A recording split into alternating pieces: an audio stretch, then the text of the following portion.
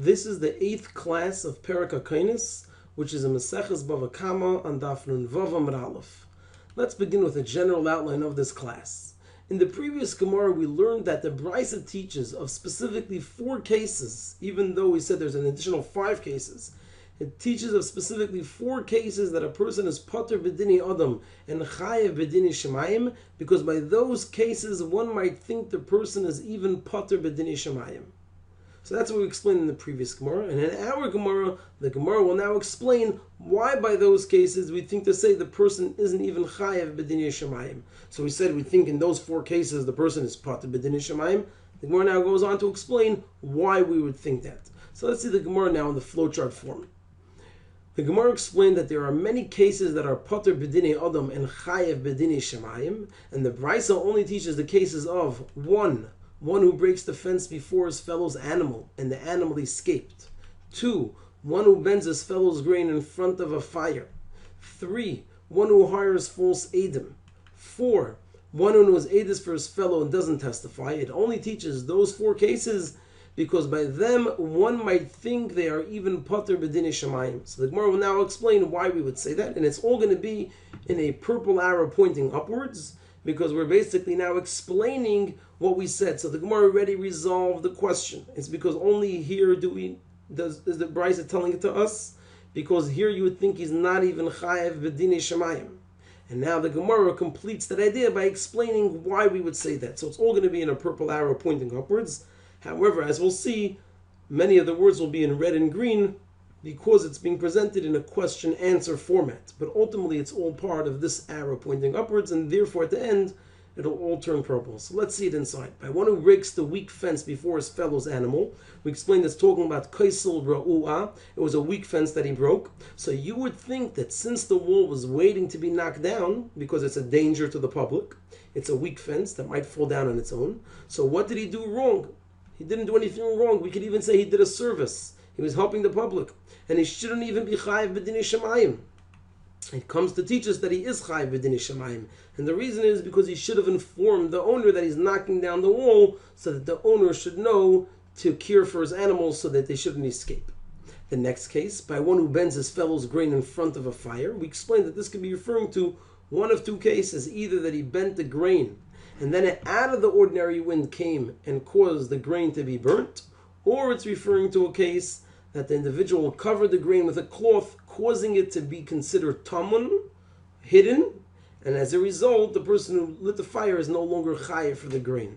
So let's see both of those explained. By one who bends his fellow's grain in front of a fire, you would think you can say that I know that an out of the ordinary wind would come. A person is not expected to anticipate an out of the ordinary wind, and he shouldn't even be chayev b'dini shemayim. It comes to teach us that he is chayev b'dini shemayim, because the bottom line is he bent over the grain, and as a result, it was burnt. If he wouldn't have bent it over, it wouldn't have been burnt. And according to Rav Ashi that says it's talking about Taman, the case is not that an out of the ordinary wind came and caused the fire to consume the grain, but rather the individual covered the grain with a cloth, causing that the one who lit the fire is not chayev. So the owner of the grain lost that as a result.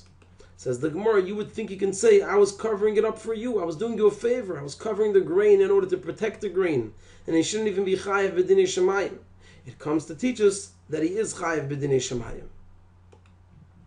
By one who hires false eidim, why do we need over there to teach us that he's chayev b'dini shemayim? Why would we think he isn't? You would think he can say divrei harav v'divrei hatalmid. You have the words of the teacher, which refers to the Eibishter, to the Torah. V'divrei hatalmid, the words of the student. Over here referring to this individual that's hiring the eidim, divrei mishemim. Whose words should people listen to? In other words, the person that hired them can say, why do I have any responsibility? I didn't expect them to listen to me, and they shouldn't have listened to me. And he shouldn't be chayev even b'dini shemayim. It comes to teach us that he is chayev b'dini shemayim. And the 4th and final case, by one who knows edus for his fellow and doesn't testify, why would we think he's not chayev b'dini shemayim? You would think that since we don't know that the person would have admitted the truth. What was the reason we said he's chayev b'dini shemayim? Because if he would have provided the testimony, then maybe the person that was being testified against, who's now obligated to swear, because when there's testimony of one aid, it obligates the individual that the testimony is brought against to swear that he doesn't owe money, you would think that what it would accomplish is that this individual is going to be afraid to swear because he's swearing falsely. And as a result, he's going to hold back from swearing and pay up. So you would think that since we don't know that the person would have admitted the truth, and maybe he would have sworn falsely, and he shouldn't even be chayav b'dinei shamayim. We don't have any information what would have happened. Maybe he would have provided the testimony, and the individual would have sworn falsely, and the person who's owed money wouldn't get anything. So why should he have to pay to absolve himself b'dinei shamayim?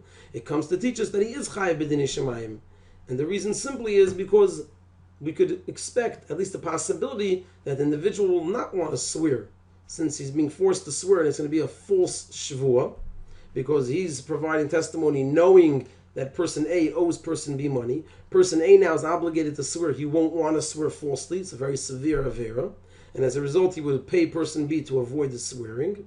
So therefore, because he didn't provide that testimony, and as a result, person B did not receive the money he was owed, so in order to absolve himself b'dinei shamayim, he needs to pay. And with that, we finished the whole Gemara. So basically, the Gemara over here is explaining to us by each of the 4 cases why we would think to say that the person is not even chayav b'dinei shamayim, and that's why it's necessary for the Tan of the Brisa to teach us that in all 4 of these cases, although the person is pater b'dinei adam, he is chayav b'dinei shamayim.